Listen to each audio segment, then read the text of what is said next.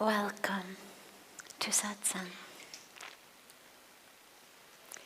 It's so beautiful to be together. This will be, unfortunately, our last satsang until the very first week of March. I'll mention it again at the end, but in case anybody has to go early, I wanted to make sure that everybody knows we are all getting ready to leave to go to Prayagraj for the Maha Kumbha Mela, where we'll be for January and February.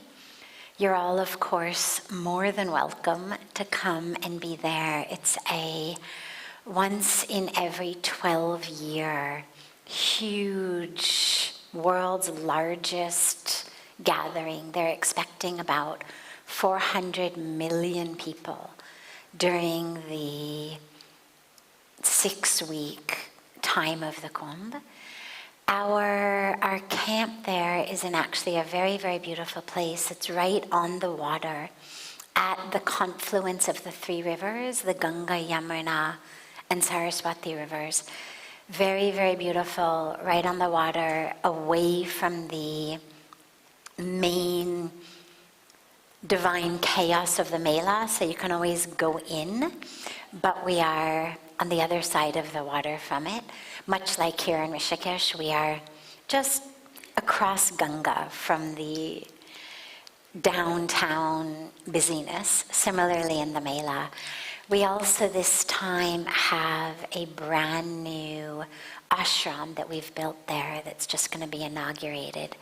The Kumbh Mela camps are all temporary because the Kumbh gets erected in the dry riverbed of the Ganga, Yamuna, and Saraswati. But that area is all full of water during the rainy season, so it's a makeshift camp. But we actually now have a full, proper ashram that's right there as well. That's just on the other side of the road where the water doesn't come. So all of this is to say that you're all more than welcome to add Prayagraj to your travel itinerary. We'd be super happy to welcome you there. But this will be our last gathering. We'll come back to satsang probably on the 2nd of March. It could be the 1st, but either the 1st or the 2nd of March. But we'll get it up on social media. They'll put notices in, all of the reception areas here the week before that, letting you know. So it makes satsang tonight even sweeter. So we begin, as we always do, with one of our questions from our online global audience, and then any question that any of you have, feel free to come up and share.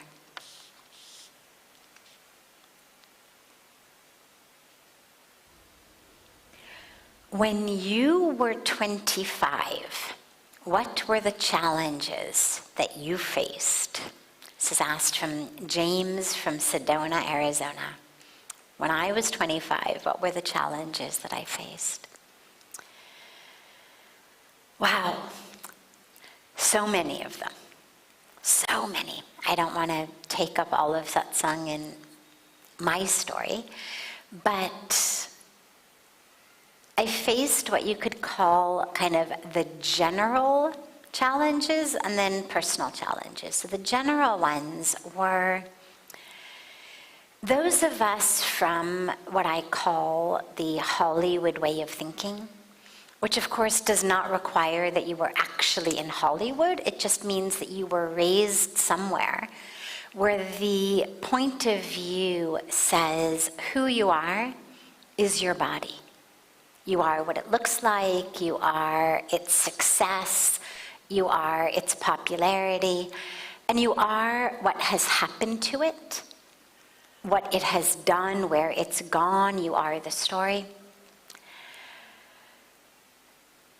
In that definition of identity, even if you don't have any additional traumas or struggles or conflicts or anything like that. There is an inherent suffering in that definition of who you are. Number one, it leads always to competition.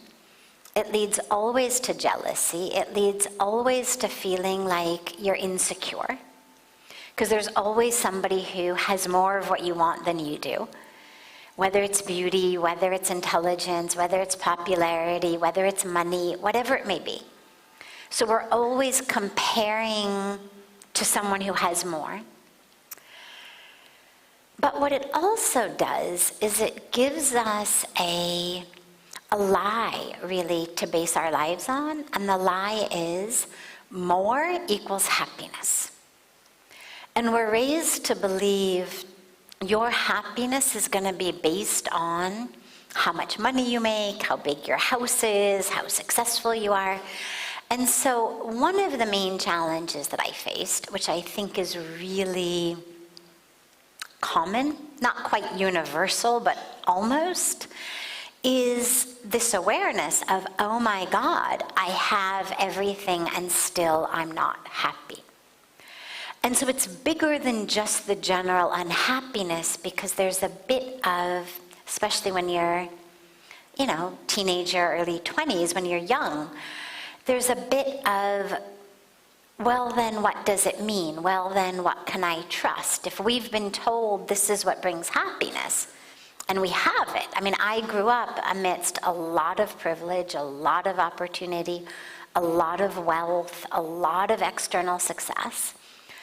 And I didn't really know anyone who was actually deeply happy. Everybody was unhappy, pretty much, in their own way. Or their happiness was so shallow that it was obvious even to me when I was young. And so it leads, I think, to an unhappiness that so many of us have, which is just this common, well, if money doesn't buy happiness, then where does happiness come from, and why is nobody telling me that? And so I had some of that. Okay, I've, gotten my degree, I've gotten my straight A's, I've done this, I've done that, I've vacationed here, I've, worn this and bought that, and yet, still not happy. But the other challenges that I faced were personal. And they included abuse, they included abandonment, they included trauma, they included addiction, they included an eating disorder. They included a whole bunch of personal struggles. We all have personal struggles, they just are slightly different varieties. And that's what my variety of personal struggle was made of. But the bottom line of that was, I moved through the world feeling like there was something inherently wrong with me. And therefore, my life was really focused on what I call managing my life. Meaning, it seemed like the goal was just to get yourself under control enough that you kind of became worthy of occupying your place here on planet Earth.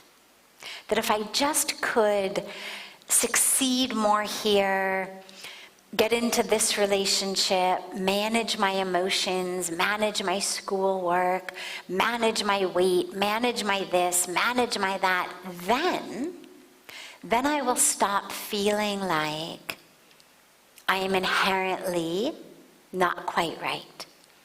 And yet, no matter what I did, all that happened was my death grip on existence got tighter and tighter.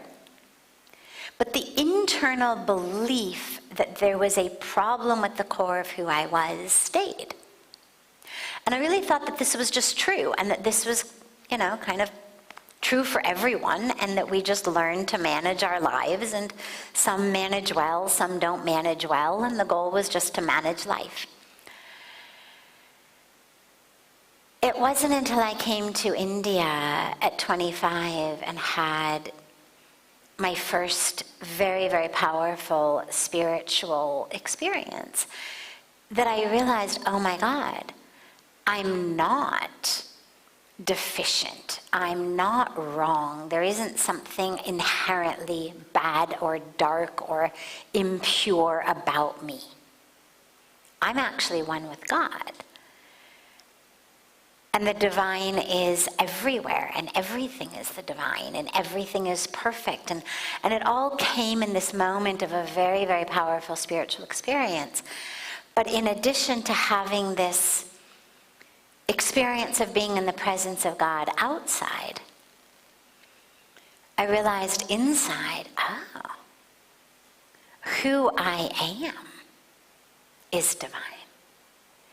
And it removed all of that internal suffering that was born out of this identification with the body, the identification with the story, the narrative, and that sense that there was something wrong with me. And of course, it was a happiness greater than anything I'd ever experienced. And so I started to get a taste for what happiness really was about.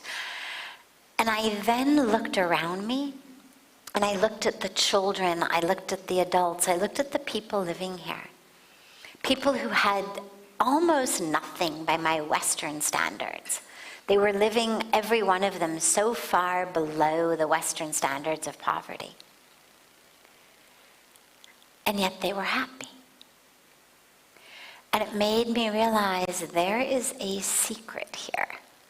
There is a secret about where happiness comes from. And as I stayed and immersed myself in spirituality, in Dharma, in yoga in its broadest sense, I found that. So yeah, those were my challenges at 25. I mean, there were others, of course, but those were the main ones.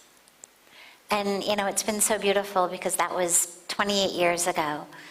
And I look back on my 25-year-old self and I think just, oh, sweetheart, if only you knew. If only you knew. And this is really the gift and the blessing of this place of spirituality, is of really bringing us into truth and getting us out of these stories and nonsense that we tell ourselves that just lead to suffering. A, they're not true, and B, they lead to incredible suffering. Yeah. Other questions? Yes, come. There's a mic. Yeah, her and then you. Yes, please. Come, there's a microphone right here. Standing right in the middle. There you go.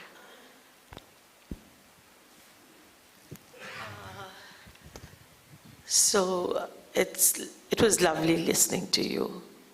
And my question to you is that the self-realization happened all by yourself, or did you need a guru, a helpmate, a friend to get you to achieve your current state of peace? Great. And happiness within yourself? Great, yeah. So for me, the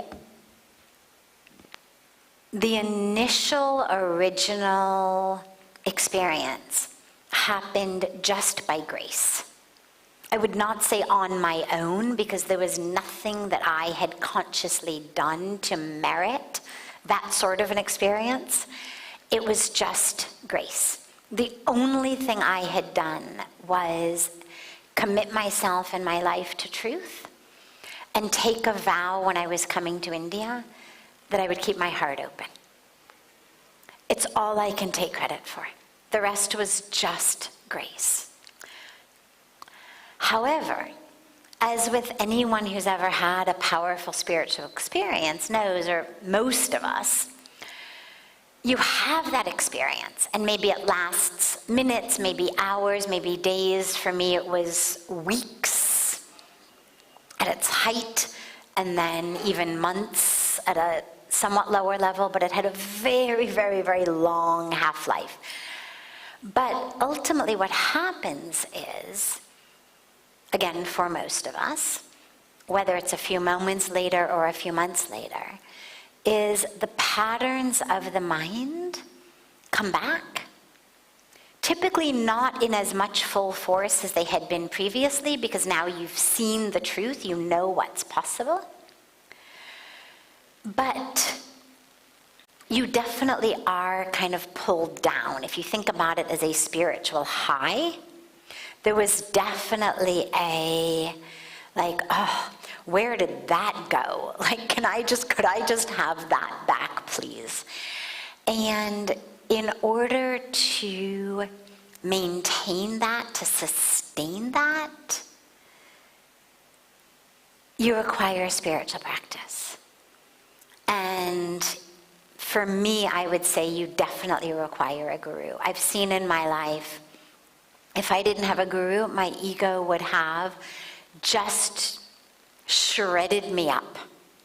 Because the ego is so attached. It's not that it wants your downfall so much as that it really just wants its reign. And the ego has created over the course of your life a story about who you are, about what's important, about what your identity is, about how you need to survive in the universe, what's safe, what's not safe. And when you have a spiritual experience, in most cases, it pretty much wipes out everything that the ego's ever been telling you. And so the ego really tries its best to regain its control and to tell you all kinds of things and to pull you out of that. And it's really hard to resist that if you aren't under the teachings, the blessings, the guidance of a guru, because the guru can see it and say, like, what are you doing? I remember one time, I'd been here maybe, 7, 8 months, something like that. And someone had said something about me. It was like 6th grade stuff. I mean, it was so unimportant or deep on any kind of level. It really was like girls in 6th grade type of thing. Neither of us was a young girl, but nonetheless, it was that level of stuff. Someone had said something, it really hurt me. I went to Pujya Swamiji and I was in tears and said, oh, and he looked at me and he said, you are the stupidest smart person I've ever met. He's like, you're supposed to be smart. Like, here you are with this education, you graduate from Stanford, you're getting a PhD, like you're supposed to be smart. And this is just absolute idiocy in front of me. And that wasn't the exact word he used, but that was his intention. And it was like this slap on the ego. I mean, I was so ready to just go with that rolling ball of a story. And like, poor me, and oh my God. And he didn't want to hear the story. He didn't care who it was. He didn't care what had been said. It was so not only totally irrelevant, but such a colossal waste of time and brain energy that he just stood looking at me amazed that someone who was theoretically intelligent could actually be having this sort of ego breakdown in front of him. And I don't know what I would have been like if I didn't have that. And it wasn't just once. I mean, it's a continual, I speak about the role of the guru. For me, what it has felt like is like the sculptor with a piece of clay on the pottery wheel. And in order to keep the piece of clay on the wheel, you have to keep hitting it or it's going to fall off the wheel. And so the potter spins and hits and spins and hits and spins and hits, and then ultimately takes you and throws you in an oven until you're literally burned, fired. But at the end of the day, he's turned this lump of clay into something that's actually not only quite beautiful, but also useful. And so whether it's a cup or a bowl or a vase or a pitcher, whatever, or just a beautiful piece of artwork. And that to me is what it has felt like having the guru, is you start to sort of slide off the wheel and the brack. And it's not always fun by any means. One of the ways to know that you might not necessarily have the right guru is if it's always fun, unless you happen to already be enlightened.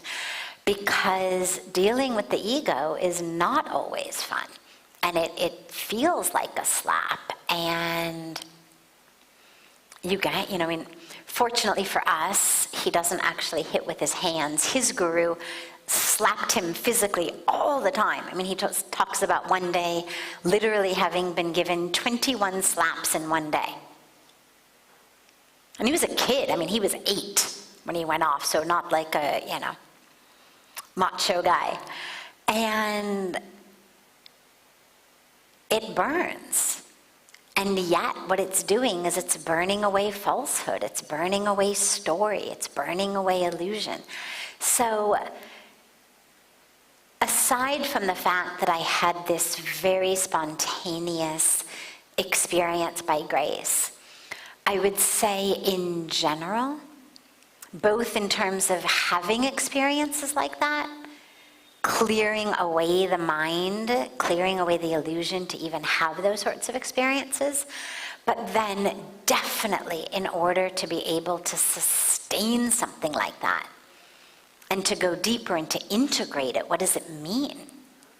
How do I live like that? Okay, that was ecstatic, and now what? I've seen you really need a guru. In theory, no, because in theory it's just you and God. And yet in practical life, other than the tiny handfuls of stories that we hear about, people like Paramahansa Ramakrishna or Raman Maharishi, or these very, very few who just have these spontaneous awakening experiences that last them forever, and they're enlightened and awakened and never go back and never slip, and it's nothing but light. I haven't seen anyone who's pretty much gotten anywhere deeply spiritually without the presence of a guru. Yeah. Yes, you had a question.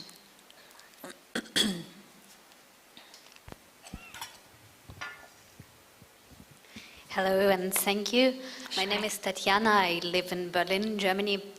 And my question is about choosing the path. First of all, how do you choose a path? And if it's important to stick with one particular tradition and one particular lineage, or if it's maybe okay to have a bit of an eclectic approach. Beautiful. When you say path, you mean spiritual path? Mm-hmm. Great. Okay. Ultimately, all paths are taking you to the same place. The best analogy that I can think of, that I use, is you think about coming here and getting into Ganga. Okay? Now, Ganga is the giver of liberation, the Divine Mother. The goal is get in, have a dip. But even if you just stay in Rishikesh, even if you don't go anywhere else, and you go kind of from Lakshman Jula down to where we are, only a couple kilometers, and only on this side of the river even, you've got so many different types of ways to get in Ganga. You can go down our marble steps, you can hold onto the chain and have a dip. You can go down a bit of a concrete slope. You can go in off of a sandy beach. You can jump off of rocks. We can go in a boat and jump off of the boat. Doesn't matter. Point is to get in. It's not that people who go in one way are somehow getting better grace or enlightenment than people who go in a different way, or that, somehow the power dissipates or enhances based on how you get in. The point is you get in with love and devotion, and you have that experience. And so you choose a path that works.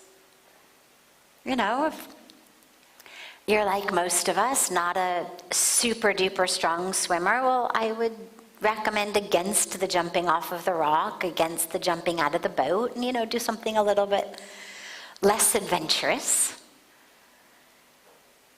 But the point is, get in, it doesn't matter. In the same way with spiritual paths, we all have different inclinations and characteristics and personalities. A very intensive, for example, seated meditation practice is going to work really well for some people. It's not necessarily going to work so well for other people.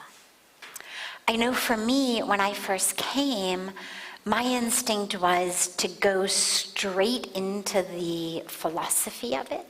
Like I was going to become a great Dhyan yogi, and I was going to read everything and know everything. And I actually had to stop myself because I realized that that was something, that was so easy for my ego to get its clutches around, of like, hey, look how much I've read and memorized, But also because it was something that came too easily for me. And that if that was all I was meant to do, God never would have sent me all the way to Rishikesh, because I could have learned all of that in San Francisco. There's so many brilliant, beautiful, amazing teachers of Indian, Hindu, Sanatan Dharma, Vedic, philosophy, religion, spirituality, etc.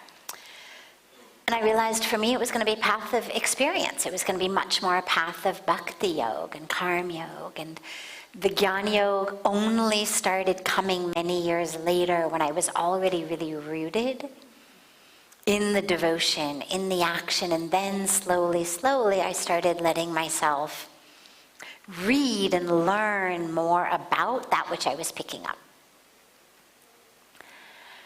I would say choose a path that works for you.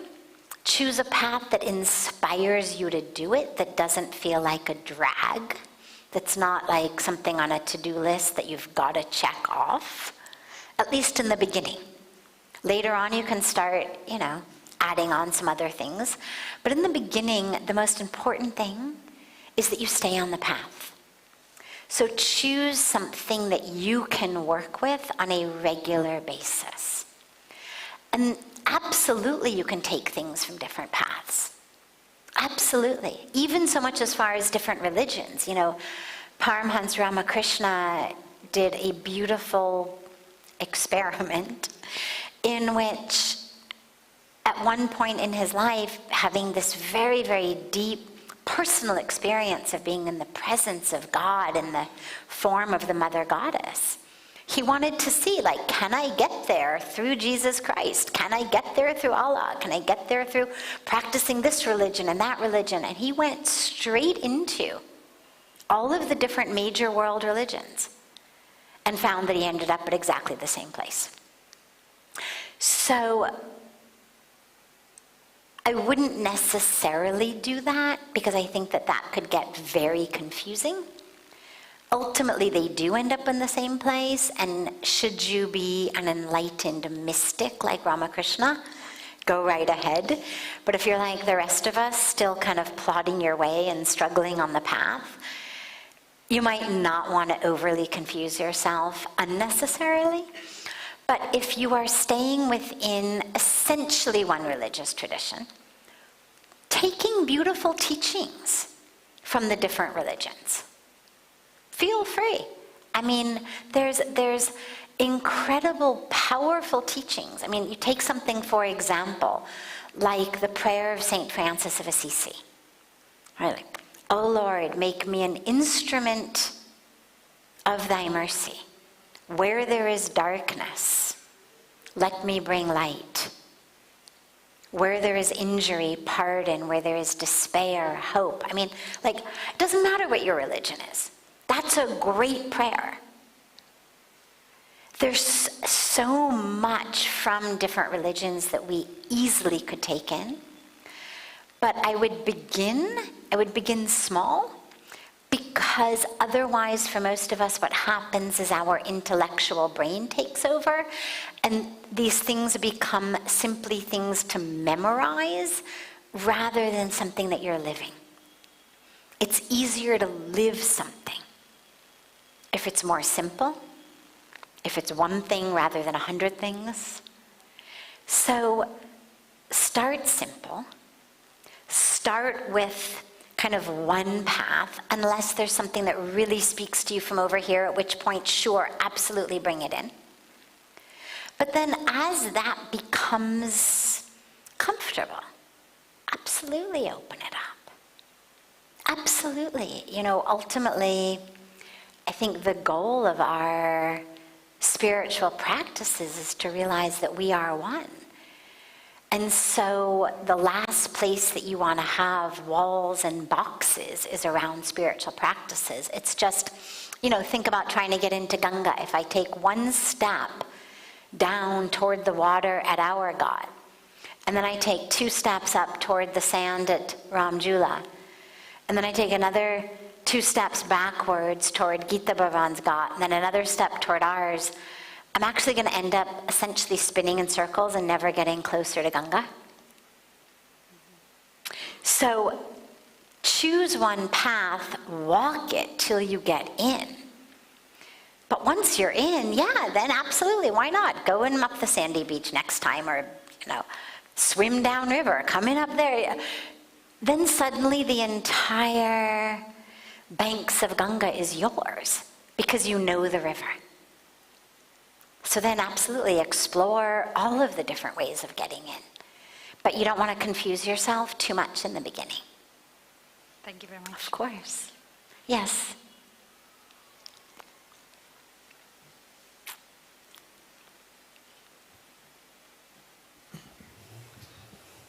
My warm greetings to you. It's pleasure to hear you here. My question is there any difference between religious practices and spiritual practices?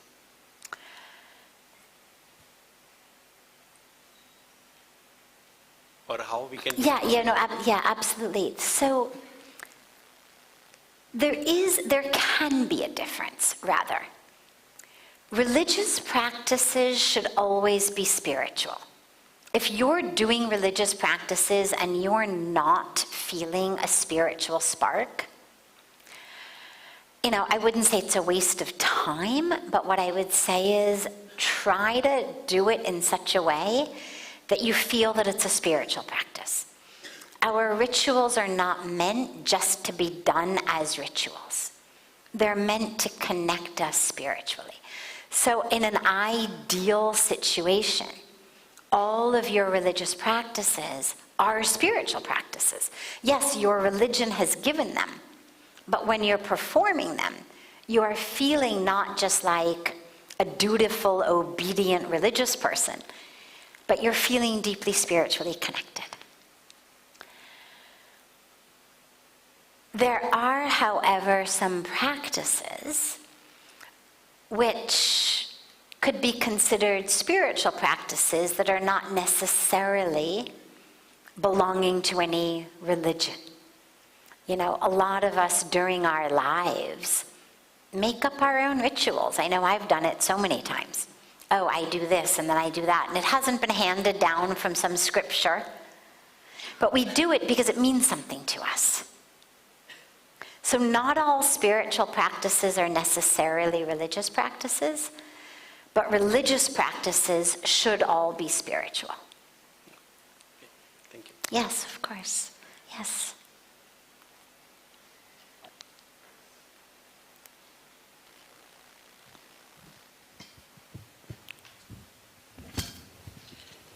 Jai Gurudev. Of course.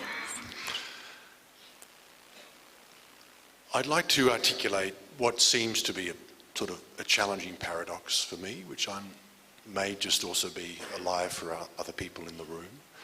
And I'm wondering if you could speak to that. I find the more I'm meditating on the spiritual path, the more silent I want to become, the more sensitive I become. Yes. There's almost nothing to say, nothing to defend, nothing to think about. And yet at the same time, I'm also very much in the world from the perspective of my Dharma and Bhakti. And that requires a fierceness. It requires a strength. It requires a resilience. It requires almost a lack of sensitivity in order to be effective. And I struggle with that paradox because I'm inherently sensitive anyway, and then coming and being here for a certain amount of time, and doesn't require a long time, the thought of going back into the world to build what in my case is a business of purpose requires a whole lot of skills of the mind and a resilience, and not a forgetfulness of the spiritual path, but it requires skills of the mind and the intellect to once again be very much alive. And there seems to be, as a result of that, an inherent kind of schism, a disconnect between what I need to do to be effective and who I actually am.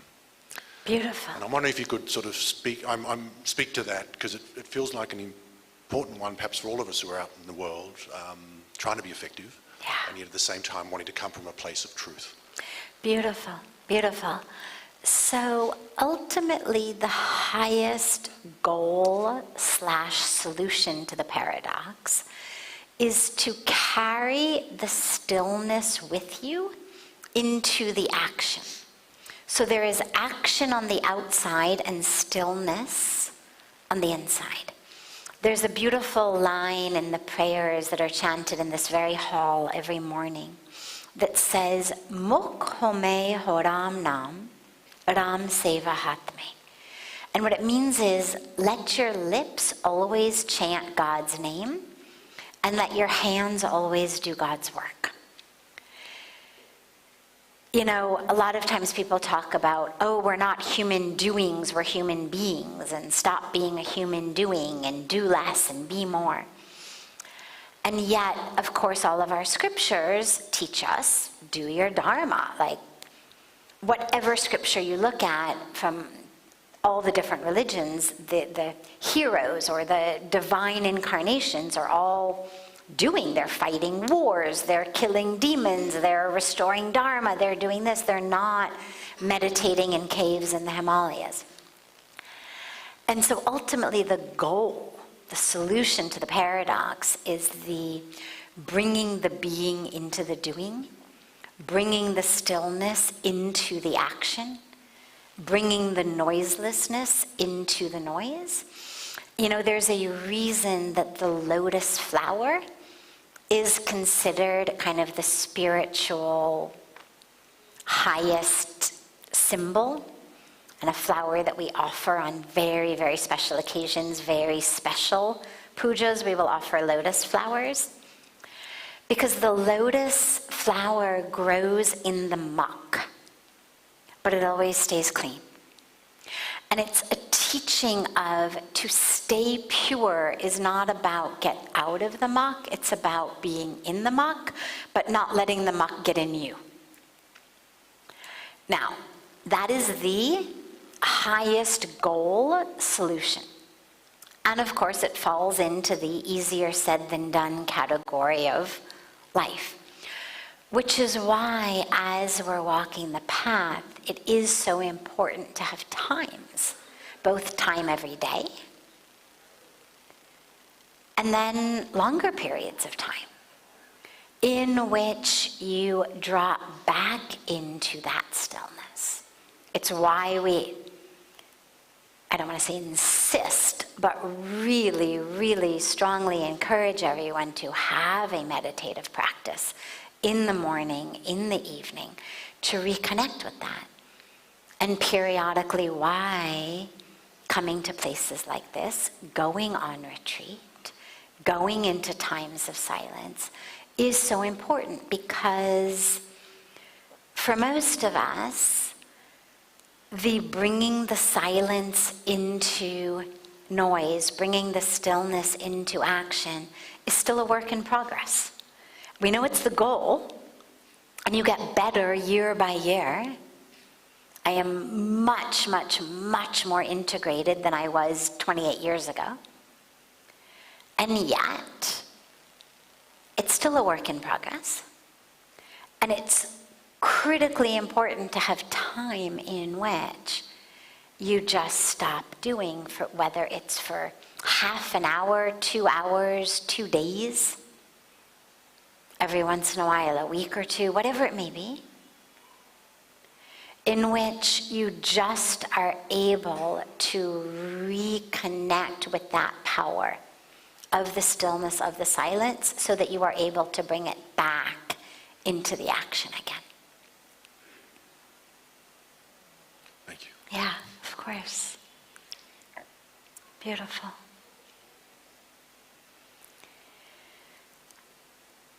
Beautiful way to conclude. Have a beautiful evening, and as I mentioned in the very beginning, for anyone who wasn't here, this is the last satsang we will be having until the very beginning of March, because we are all headed to the Kumbha Mela in Prayagraj, where you are all more than welcome to come join us at that sacred confluence of the Ganga, Yamuna, and Saraswati.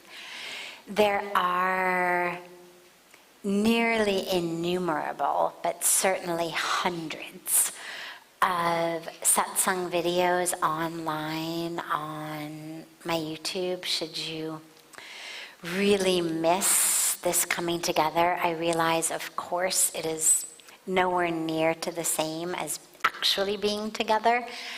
And yet, every night we have so many people joining us, through the camera all over the world, for whom they can't be here physically, but joining in online is that which fills them with at least that divine connection. So I offer you that in the interim period until early March.